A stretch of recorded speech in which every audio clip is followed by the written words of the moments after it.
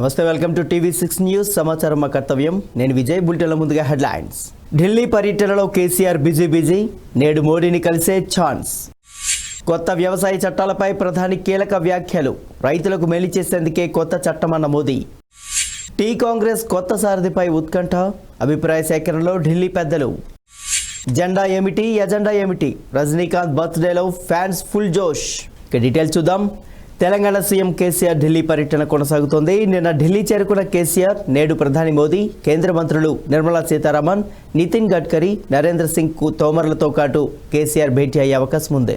ఢిల్లీ పర్యటనలో ఉన్న సీఎం కేసీఆర్ బిజీగా గడుపుతున్నారు. సీఎం కేసీఆర్ రెండవ రోజు ఢిల్లీలో పర్యటిస్తున్నారు.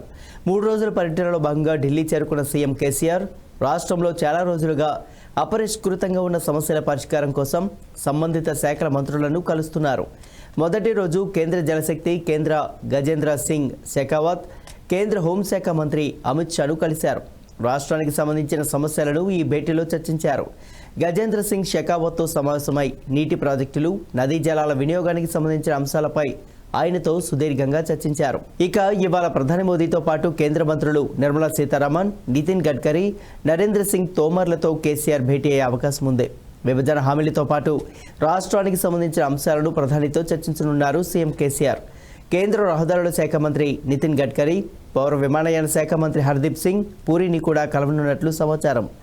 జాతీయ రహదారులకు నిధుల మంజూరుపై గడ్కరీతో, సిద్దిపేటలో విమానాశ్రయం ఏర్పాటుపై హర్దీప్ సింగ్తో చర్చించే అవకాశం ఉంది. కొత్త వ్యవసాయ చట్టాలపై ప్రధాని నరేంద్ర మోదీ కీలక వ్యాఖ్యలు చేశారు. వ్యవసాయం, దాని అనుబంధ రంగాలకు మధ్య ఉన్న అడ్డుగోడలు నూతన చట్టాలతో తొలగిపోతాయని అన్నారు.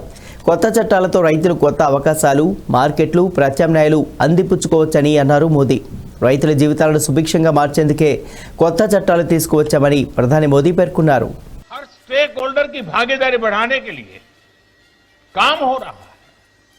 इसी सोच के साथ मैन्युफैक्चरिंग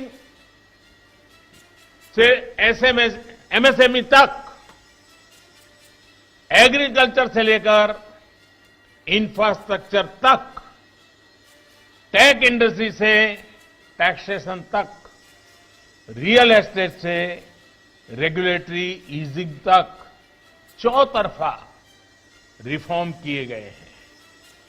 आज भारत में कॉरपोरेट टैक्स दुनिया में सबसे कॉम्पिटिटिव है. आज भारत दुनिया के उन कुछ देशों में शामिल है जहां फेसलेस असेसमेंट और फेसलेस अपील की सुविधा है. इंस्पेक्टर राज और टैक्स टेररिज्म के दौर के पीछे छोड़कर भारत अपने देश के उद्यमियों के सामर्थ्य पर परंपरा खड़ी कर दी है.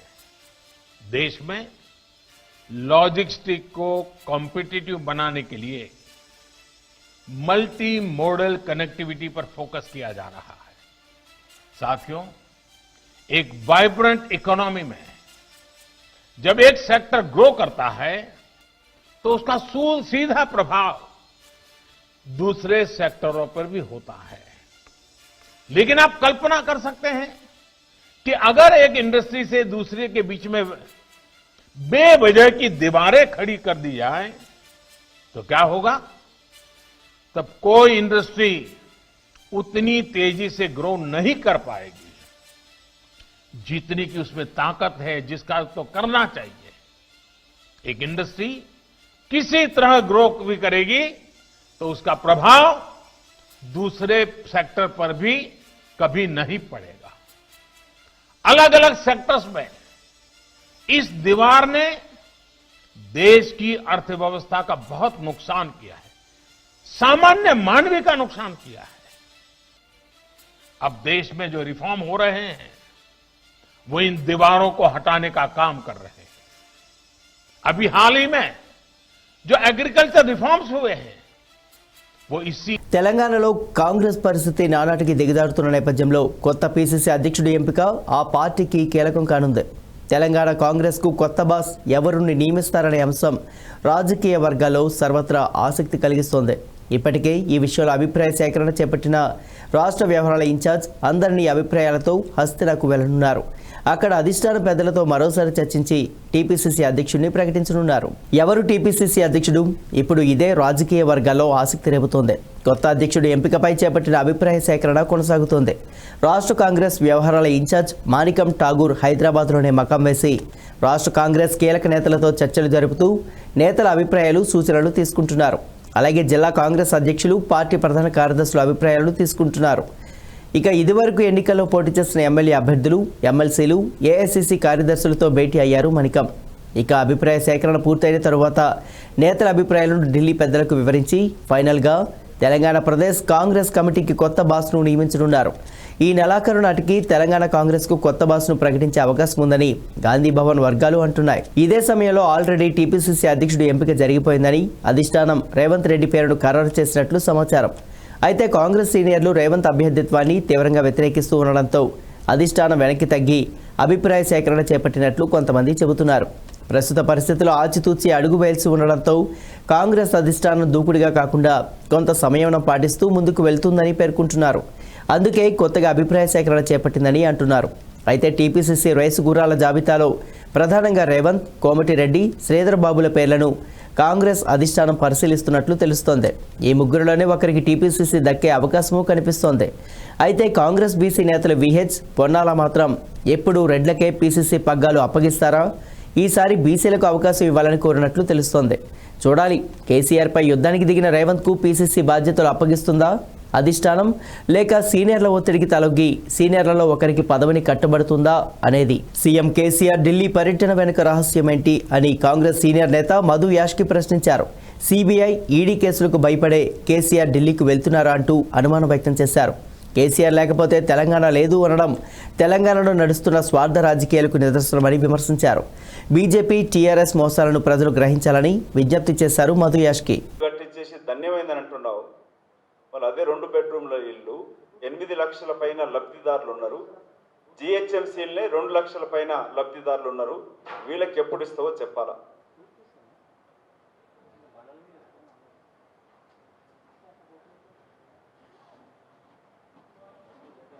అన్నిటికన్నా ముఖ్యం ఇంకొక విషయం, చంద్రశేఖరరావు యొక్క ఢిల్లీ టూర్. నిన్నటిదాకా తెలంగాణ కొరకై దేవుణ్ణి ఎదిరిస్తని మాట్లాడిన చంద్రశేఖరరావు గారు తన కుమారుడు మోదీ గారి పైన, బీజేపీ పార్టీ పైన జిహెచ్ఎంసీ ఎన్నికల్లో ఎన్నో ప్రకటనలు చేసినాడు. ప్రతిపక్ష పార్టీలను కలిపి మోదీ గారితో బీజేపీ పార్టీ మోదీకి వ్యతిరేకంగా పోరాటం చేస్తానన్న నువ్వు ఇవాళ మోదీ ముందు మోకరిల్లేవు ఎందుకు? మోదీ కాళ్ళు కట్టుకోవడానికి ఢిల్లీకి ఎందుకు పోయినావు? నువ్వు ఒక ముఖ్యమంత్రివి, ప్రజా జీవితంలో పారదర్శకత ఉండాలి, తెలంగాణ ప్రజలకు చెప్పాలి. 3 రోజుల పర్యటన, కనీసం నీకు అపాయింట్మెంట్ లేక తెలంగాణ ఆత్మ గౌరవాన్ని తాకట్టు పెట్టి ఢిల్లీలో ఎందుకు మోదీ గారి కాళ్ళు పట్టుకొని మోకరిల్లుతున్నావు, మొక్కుతున్నావు? కనీసం అపాయింట్మెంట్ లేకుండా అక్కడ పడిగాపులు ఎందుకు కాస్తున్నావు? తెలంగాణ ప్రజలకు చెప్పాలా? తెలంగాణ ఆస్తులతోటి ప్రత్యేక విమానాలలో వెళ్ళి తెలంగాణ ఆత్మగౌరవం ఢిల్లీలో తాకట్టు పెట్టి తెలంగాణకు రావాల్సిన నిధులు తీసుకురాకుండా నీ కాళ్ళు పేరాల వ్యాపారం ఏంది? దాని వెనకాలన్న రహస్యం ఏంటి? నీ పైన కేసులు ఉన్నందుక, లేక నీ అవినీతి బయటపెట్టి నువ్వు జైలు వేస్తామన్న బీజేపీ నాయకులు, తెలంగాణ బీజేపీ అధ్యక్షుడు బండి సంజయ్ గారు కానీ మిగతా నాయకులు కిషన్ రెడ్డి గారు మాట్లాడిన మాటలు ఏమైనాయి? లేక జైల్లో పెడతానని భయంతో పోయినవా? సిద్దిపేట జిల్లా చేర్యాలలో ఉద్రిక్తత చోటు చేసుకుంది. జనగామ ఎమ్మెల్యే ముత్తిరెడ్డి యాదగిరెడ్డి పెద్ద చెరువు వద్ద 21 గుంటల భూమిని కబ్జా చేశారని ఆరోపిస్తూ ప్రతిపక్ష పార్టీల నేతలు ఆందోళనకు దిగారు. జనగామ ఎమ్మెల్యే ముత్తిరెడ్డి యాదగిరెడ్డి భూ కబ్జాకు పాల్పడ్డారంటూ ప్రతిపక్ష పార్టీల నేతలు ఆందోళనకు దిగారు.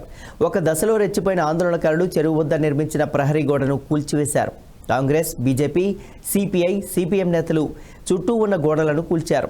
ల్యాండ్ కబ్జా చేసి ఎమ్మెల్యే ప్రహరీ గోడ నిర్మించారని ఆరోపిస్తున్నారు ప్రతిపక్ష పార్టీల నేతలు. ఈ క్రమంలోనే అక్కడ ఆందోళనకు దిగారు. ఆందోళనకారులను పోలీసులు అడ్డుకోవడంతో ఉద్రిక్తత చోటు చేసుకుంది. ఇరు వర్గాల మధ్య వాగ్వాదం చోటు చేసుకుంది. సిద్దిపేట నుంచి పటాన్ చెరువు వరకు నేతల తీరు వివాదాస్పదంగా మారింది. మొన్న మహిపాల్ రెడ్డి, నిన్న మల్లారెడ్డి, నేడు ముత్తిరెడ్డి ఇలా వివాదాలకు కేరాఫ్గా మారడంతో జనాలు ఆశ్చర్యం వ్యక్తం చేస్తున్నారు. జర్నలిస్ట్ సంతోష్ నాయక్ పై అనుచిత వ్యాఖ్యలు చేస్తున్న పటాన్ చెరువు ఎమ్మెల్యే మహిపాల్ రెడ్డిని టీఆర్ఎస్ పార్టీ నుండి బర్తరఫ్ చేయాలని young journalist forum convener Rajendra Prasad, Osmania university journalist Nitturu Ravi demand చేశారు. ఉస్మానియా యూనివర్సిటీ ఆర్ట్స్ కాలేజ్ వద్ద జర్నలిస్టులు సమావేశమై ఎమ్మెల్యే మహిపాల్ రెడ్డి వైఖరిపై నిరసన కార్యక్రమం చేపట్టారు. ఈ సందర్భంగా young journalist forum convener Rajendra Prasad, Osmania university journalist Nitturu Ravi మాట్లాడారు. సంతోష్ నాయక్పై, అతని కుటుంబ సభ్యులపైన అనుచిత వ్యాఖ్యలు చేసిన మహిపాల్ రెడ్డి బహిరంగ క్షమాపణ చెప్పాలని డిమాండ్ చేశారు. సీఎం కేసీఆర్ మహిపాల్ రెడ్డిని పార్టీ నుండి బర్తరఫ్ చేయాలి, లేకపోతే తెలంగాణ జర్నలిస్టు అంతా ఏకమై పెద్ద ఎత్తున ఉద్యమిస్తామని హెచ్చరించారు. ఈ కార్యక్రమానికి మద్దతుగా ఓయూ పిహెచ్డి విద్యార్థులు బద్రి, రంజిత్ సంఘీభావం తెలిపారు. ఈ కార్యక్రమంలో నరేష్, శ్రావణ్, నాగభూషణం, కిరణ్, సాయి యాదవ్ తదితరులు పాల్గొన్నారు. ఇలాంటి దుశ్చర్యలకు పాల్పడితే ఎమ్మెల్యే మహిపాల్ రెడ్డి కాదు, ఈ ప్రభుత్వాన్ని మేము హెచ్చరిస్తూ ఉన్నాము. ఒక్కరోజు వార్తలు ఆపితే ఈ ప్రభుత్వం పుట్టగతులేంటి, ఒక్కరోజు వార్తలు ఆపితే ఈ టీఆర్ఎస్ పార్టీ పుట్టగతులేంటి అనేది వాళ్ళే ఆలోచించుకోవాల్సిన అవసరం ఉంటుంది. మీడియా కనుక తలుచుకుంటే ఈ ప్రభుత్వాన్ని కూల్చడం సమస్య కాదు. కాబట్టి ప్రభుత్వం ఇప్పటికైనా కళ్ళు తెరిచి ఇలాంటి జర్నలిస్టులకే రక్షణ, ఈ తెలంగాణ రాష్ట్రంలో జర్నలిస్టులకే భద్రత లేదు, అలాంటి సామాన్యులకి ఏం భద్రత కల్పిస్తారని మేము ఒక జర్నలిస్ట్ సమాజం నుంచి మేము ప్రశ్నిస్తూ ఉన్నాము. కాబట్టి అందరూ కూడా జర్నలిస్ట్ అందరూ ఐక్యంగా అసలు క్షమాపణ చెప్పే వరకు, ఎమ్మెల్యేలను బర్తరఫ్ చేసే వరకు అందరూ కూడా ఐక్యంగా పోరాటం చేయాలని మేము పిలుపునిస్తూ ఉన్నాం. బద్రి డెమోక్రటిక్ స్టూడెంట్స్ యూనియన్ రాష్ట్ర అధ్యక్షుడిని, ఓయూ పిహెచ్డి స్కాలర్. మిత్రులారా, గత 4 రోజులుగా ఈ విషయం రాష్ట్ర వ్యాప్తంగా సంచలనంగా మారింది. ఈ పటాన్ చెరువు ఎమ్మెల్యే ఎవరైతే ఉన్నారో మహిపాల్ రెడ్డి, ఒక జర్నలిస్టు ఒక వార్త రాసినందుకు నా మీద నువ్వు వార్త ఎట్లా రాస్తావు అని చెప్పేసి బూతులు తిడుతూ అతని మీద దాడి చేసి అతని కుటుంబాన్ని కూడా దూషించినటువంటి పరిస్థితి, భయాందోళనలకు గురి చేసినటువంటి పరిస్థితి ఉంది. దాన్ని మేము ఉస్మానియా విద్యార్థులుగా, అదేవిధంగా స్కాలర్స్గా మేము ఖండిస్తూ ఉన్నాం.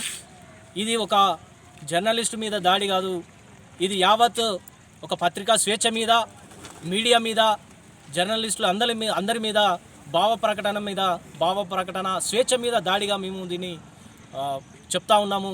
కాబట్టి మహిపాల్ రెడ్డి వెంటనే క్షమాపణ చెప్పాలి. అదేవిధంగా మహిపాల్ రెడ్డిని బర్తరఫ్ చేయాలని చెప్పి కూడా మేము డిమాండ్ చేస్తూ ఉన్నాం. ఈరోజు టీఆర్ఎస్ ప్రభుత్వ హయాంలో జర్నలిస్టులపైన దాడులు కొనసాగుతున్నాయి. ఈరోజు పటాన్ చెరువు ఎమ్మెల్యే మహిపాల్ రెడ్డి ఒక విలేకరి ఆయన పట్ల ఒక వార్త రాసినప్పుడు అది ప్రజాస్వామ్యయుతంగా రాసిండు. ఆ బాధ్యత కూడా అతని పైన ఉంటుంది. ఆయన వార్త రాసినంత మాత్రాన బెదిరించడము, నీ సంగతి చూస్తా, నీ అంత చూస్తా, ఇంట్లో వాళ్ళందరినీ కూడా, వాళ్ళ కుటుంబ సభ్యులను కూడా అసభ్యంగా, అసలు అది చెప్పలేని విధంగా బూతులు తిట్టడము, ఇలాంటి చేయడాన్ని మేము తీవ్రంగా ఖండిస్తూ ఉన్నాం. ఇది కలం మీద దాడి కాదు, ఇది జర్నలిస్టుల మీద కూడా దాడి కాదు, యావత్ ఇది మొత్తంగా ఇది జర్నలిజం పైన దాడిగా ఇది మేము చెప్తా ఉన్నాం. ఎందుకనంటే ఈరోజు మహిపాల్ రెడ్డి ఒక వ్యక్తే కాదు, గతంలో కూడా టీఆర్ఎస్ ఎమ్మెల్యేలు, టీఆర్ఎస్ మంత్రులు కూడా ఇలానే చేసినారు. ఖమ్మంలో కూడా ఆంధ్రప్రభ విలేకరు పైన కూడా గతంలో ఒక ఇసుక మాఫీ పైన వార్త రాస్తే కూడా వాళ్ళు టీఆర్ఎస్ శ్రేణులు బెదిరించడం సంఘటనలు ఉన్నాయి. ఇది ఒకటే కాదు, తెలంగాణ రాష్ట్ర వ్యాప్తంగా కూడా రోజు జరుగుతూ ఉన్నాయి. ఇది ఎమ్మెల్యే మహిపాల్ రెడ్డి అనే వ్యక్తి మొదటివాడు కాదు, చివరివాడు కాదు. కాబట్టి జర్నలిస్టులపైన దాడులు జరగకుండా ప్రతి ఒక్కరు కూడా, జర్నలిస్టులు అందరూ కూడా ఐక్యంగా ఉండి దాడులు ఆపే వరకు కూడా పోరాటం చేయాలి. ఎమ్మెల్యే మహిపాల్ రెడ్డిని వెంటనే బర్తరఫ్ చేయాలి. అదేవిధంగా ముఖ్యమంత్రి కేసీఆర్ బాధ్యత వహిస్తూ ఒక ప్రెస్ మీట్ పెట్టి యావత్ జర్నలిస్టులకు, జర్నలిస్ట్ సమాజానికి బహిరంగ క్షమాపణ చెప్పాలని మేము డిమాండ్ చేస్తున్నాము. ఇలాంటి ఘటనలు కేంద్ర జలశక్తి మంత్రి గజేంద్ర సింగ్ ను ఏపీ మంత్రులు బొగ్గన, అనిల్తో పాటు ఎంపీలు కలిశారు. పోలవరం ప్రాజెక్టు నిర్మాణం కోసం నిధులు ఇవ్వాలని కోరారు. కేంద్ర జలశక్తి మంత్రి గజేంద్ర సింగ్తో మంత్రులు అనిల్ కుమార్ యాదవ్, బొగ్గన రాజేంద్రనాథ్ ఎంపీలు భేటీ అయ్యారు. ఈ భేటీలో పోలవరం నిర్మాణం, నిధుల అంశంపై చర్చించారు. పోలవరం ప్రాజెక్టు కోసం సవరించిన అంచనాలను ఆమోదించాలని కేంద్ర మంత్రిని కోరారు. కేంద్ర ఆర్థిక శాఖ వద్ద పోలవరం అంచనాల పెంపు వ్యవహారం పెండింగ్లో ఉందని గజేంద్ర సింగ్కు వివరించారు. ఈ మేరకు ఇప్పటికే మంత్రి నిర్మలా సీతారామన్ను కలిసి అంచనాల పెంపు వ్యయంపై చర్చించామని తెలిపారు. పోలవరం ప్రాజెక్టు నిర్మాణం కోసం నిధుల విడుదలకు కేంద్రం సానుకూలంగా స్పందించారని అన్నారు మంత్రులు బుగ్గన అనిల్. ప్రాజెక్టు పరిశీలనకు 2 వారాల్లో కేంద్ర మంత్రి వస్తారని చెప్పినట్లు తెలిపారు. పోలవరంపై త్వరలోనే శుభవార్త వెలువడుతుందని మంత్రులు ఆశాభావం వ్యక్తం చేశారు. వైసీపీ హయాంలో ప్రజలు తీవ్ర ఇబ్బందులు పడుతున్నారని జగన్ సర్కార్పై మండిపడ్డారు BJP AP chief Somu Veerraju. TDP, YCP 2 కుటుంబ పార్టీలేనని విమర్శించారు ఆయన. తిరుపతి లోక్సభ ఉప ఎన్నికల్లో ఈసారి బీజేపీ విజయం ఖాయమని ధీమా వ్యక్తం చేశారు సోము వీర్రాజు. ఆలోచనల్ని, అనవసరమైనటువంటి చర్చల్ని ఆంధ్ర రాష్ట్రంలో నిర్మాణం చేస్తూ అవినీతి, అభివృద్ధి లేనటువంటి కోణంలో ఈ రాష్ట్రం పయనిస్తున్న సందర్భంలో మోడీ గారి నాయకత్వంలో, మోడీ గారి పరిపాలనా తీరుతెన్నుల్లో, మోడీ గారు గుజరాత్లో చేసినటువంటి అభివృద్ధి తరహాలో భారతదేశంలో ఈవేళ అభివృద్ధి చేస్తూ ఆంధ్రప్రదేశ్లో అనేక అంశాల్లో ఈ రాష్ట్రాన్ని ప్రత్యేకంగా ఆదుకుంటున్నటువంటి పరిస్థితుల్లో మనం ఈ రాష్ట్రంలో అధికారాన్ని ఆశించడం లేదు. అధికారం కోసం మనం గట్టి ప్రయత్నం చేస్తాం. ఈ విజయాలు మనం భారతదేశంలో అనేకమైనటువంటి రాష్ట్రాల్లో విజయాలు సాధిస్తున్నాం. ప్రధానమంత్రి గారు ఒకే ఒక అంశాన్ని అనేకమైన సందర్భాల్లో వారు ప్రస్తావిస్తారు. విజయాలని వినమ్రతతో స్వీకరించాలి. ఈ యొక్క లక్ష్యాన్ని కూడా వినమ్రతతోటే నేను ప్రజానికాన్ని కోరుకుంటున్నాను. చిత్తూరు జిల్లా మదనపల్లి మండలం అంగుళ్లలో తీవ్ర ఉద్రిక్తత నెలకొంది. టీడీపీ నేతల కార్లపై వైసీపీ శ్రేణులు దాడి చేయడంతో అక్కడ పరిస్థితి ఉద్రిక్తంగా మారింది. టీడీపీ నేతల వాహనాలపై రాళ్లు రువ్వడంతో కార్లు ధ్వంసమయ్యాయి. బి కొత్తకోటలో మరణించిన టీడీపీ కార్యకర్త కుటుంబాన్ని పరామర్శించేందుకు టీడీపీ జాతీయ ప్రధాన కార్యదర్శి నల్లారి కిషోర్ కుమార్ రెడ్డి, టీడీపీ నేత శ్రీనివాసరెడ్డిలు బయలుదేరారు. ఈ క్రమంలోనే అంగల్లులో 2 నేతల కార్లపై కొంతమంది దాడికి దిగారు. ఈ దాడిలో టీడీపీ జాతీయ ప్రధాన కార్యదర్శి నల్లారి కిషోర్ కుమార్ రెడ్డి, రాజంపేట టీడీపీ శ్రీనివాసరెడ్డి కార్లు ధ్వంసమయ్యాయి. అక్కడ పరిస్థితి టెన్షన్గా మారడంతో పోలీసులు వెంటనే రంగంలోకి దిగారు. నల్లారి కిషోర్ కుమార్ రెడ్డి కారుకు అడ్డుగా నిలబడి ఆయన కారుకు రక్షణగా నిలబడ్డారు పోలీసులు. టీడీపీ నేతల కార్లపై దాడికి పాల్పడింది వైసీపీ నేతలేనని, వారిని తక్షణమే అరెస్టు చేయాలని డిమాండ్ చేస్తూ ఆ పార్టీ శ్రేణులు రోడ్డుపై బైఠాయించారు. ఆంధ్రప్రదేశ్ను అరాచక ప్రదేశ్గా మార్చిన ఘనత వైసీపీకే దక్కిందని ఎద్దేవా చేశారు టీడీపీ జాతీయ ప్రధాన కార్యదర్శి నల్లారి కిషోర్ కుమార్ రెడ్డి. మంత్రి పెద్దిరెడ్డి ప్రోద్బలంతోనే వైసీపీ కార్యకర్తలు తమ వాహనాలపై దాడికి తెగబడ్డారని ఆయన ఆరోపించారు. ఇండియన్ సినిమాకు సంబంధించి పరిచయం అక్కరలేని పేరు, 7-10 వయసులోనూ కుర్ర హీరోలకు సైతం తన స్టైల్తో ఔరా అనిపించే వ్యక్తి, సినీ పరిశ్రమ గర్వించే స్థాయికి ఎదిగిన వ్యక్తి, అంతర్జాతీయంగానూ పేరు ప్రతిష్టలు, అభిమానులను సంపాదించుకున్న వ్యక్తి. ఇంట్రో ఇంతలా ఉందంటే ఆ పేరు ఏంటో ఈ పాటికి మీకు కూడా అర్థమై ఉంటుంది. అతను మీరు అనుకున్నట్టు సూపర్ స్టార్ రజనీకాంత్. ఆయన పుట్టినరోజు సందర్భంగా TV6 స్పెషల్ స్టోరీ. 7-10 వయసులోనూ సినీ ప్రేక్షకులకు తన స్టైల్తో ఏమాత్రం పదును తగ్గలేదని నిరూపిస్తూనే ఉన్నారు రజనీకాంత్. ఎన్నో సూపర్ హిట్ సినిమాలను భారతీయ ప్రేక్షకులకు అందించి సూపర్ స్టార్ పేరుకు తగ్గట్టుగా అందరినీ మెప్పించాడు భాష. హీరోగా సినిమా చేశారంటే స్టోరీతో పని లేకుండా సక్సెస్లను ఖాతాలో వేసుకుని విపరీతమైన అభిమానాన్ని చూరగొన్నారు. ఫలితంగా సినీ నిర్మాతలకు కాసుల వర్షం కురిపించారు తలైవా. అందుకే దశాబ్దాల సినీ జీవితంలో ఆయన కాల్ షీట్ల కోసం నిర్మాతలు క్యూ కట్టేవారు. ఇప్పటికీ అదే పరిస్థితి ఉందంటే భాషా నటన ఎలా ఉందో చెప్పాల్సిన అవసరం లేదు. రజనీకాంత్ ఏం చేసినా సంచలనమే. నవ్వులో వైవిధ్యం, నడకలో వేగం, గొంతులో గాంభీర్యం, మేనరిజంలో మాస్ అపీరెన్స్ అన్నీ కలిసి ఆయన సూపర్ స్టార్ను చేశాయి. రజనీకాంత్ సిగరెట్ వెలిగించినా, సెల్యూట్ చేసినా, కోటు వేసినా అదొక స్టైల్, అదొక స్పెషల్ మేనరిజం. అందుకే మన దేశంలోనే కాదు విదేశాల్లో సైతం ఎంతోమంది అభిమానులను సంపాదించుకున్న అతి కొద్ది నటుల్లో సూపర్ స్టార్ రజనీకాంత్ ఒకరు. ఇక రజనీ భాషా డైలాగ్ ఇప్పటికీ మారుమోగుతూనే ఉంటుంది. నేను ఒక్కసారి చెప్తే 100 సార్లు చెప్పినట్టే. దేవుడు శాసిస్తాడు, ఈ రణచలం పాటిస్తాడు. నా దారి రహదారి, నాన్న పందులే గుంపులుగా వస్తాయి, సింహం సింగిల్గా వస్తుంది లాంటి డైలాగ్స్ ప్రేక్షకులకు మంచి కిక్కుని ఇచ్చాయి. ఈ డైలాగ్స్ పలకడంలో రజనీకాంత్ స్టైలే వేరు. సినీ రంగం నుంచి ఎందరో స్టార్లు రాజకీయ రంగ ప్రవేశం చేశారు. అదే పందాలో రజనీకాంత్ సైతం పొలిటికల్ ఎంట్రీ ఇచ్చేందుకు రంగం సిద్ధం చేసుకుంటున్నారు. తమిళనాడు సహా అన్ని రాష్ట్రాల్లోనూ రజనీకి భారీ ఫ్యాన్ ఫాలోయింగ్ ఉంది. ఆయన రాజకీయ రంగంలోకి ఎప్పుడెప్పుడు అడుగు పెడతారా అని తలైవా ఫ్యాన్స్ ఎదురు చూస్తున్నారు. డిసెంబర్ 31వ తేదీన రజనీ రాజకీయ ప్రవేశంపై అధికారిక ప్రకటన చేసే అవకాశం కనిపిస్తోంది. ఇక తమిళనాడులోని రాష్ట్రంలోని అన్ని జిల్లాల్లో రజనీ పుట్టినరోజు వేడుకలను జరుపుకునేందుకు అభిమానులు ఏర్పాట్లు చేసుకున్నారు. రక్తదానాలు, అన్నదానాలు, సామాజిక కార్యక్రమాలు నిర్వహించేందుకు ఏర్పాట్లు చేసేసుకున్నారు. అయితే అభిమానులు మాత్రం రజనీ నోట నుంచి ఒక్క మాట వినేందుకు ఉత్సాహంతో ఎదురు చూస్తున్నారు. నేడు పుట్టినరోజు వేడుకల్లో రజనీ తన రాజకీయ రంగ ప్రవేశంపై ప్రకటన చేస్తారన్న ఆశతో ఉన్నారు అభిమానులు. రాజకీయాల్లోకి రాబోతున్న తరుణంలో ఆ బర్త్డే భాషకు స్పెషల్గా మారింది. తలైబే బర్త్డే సందర్భంగా ఆయనకు పలువురు ప్రముఖులు శుభాకాంక్షలు తెలిపారు. ప్రధాని మోదీ పుట్టినరోజు శుభాకాంక్షలు తెలిపారు. ఇవి బులెటిన్ అప్డేట్స్. కీప్ వాచింగ్ టీవీ6 న్యూస్. సమాచారం మా కర్తవ్యం.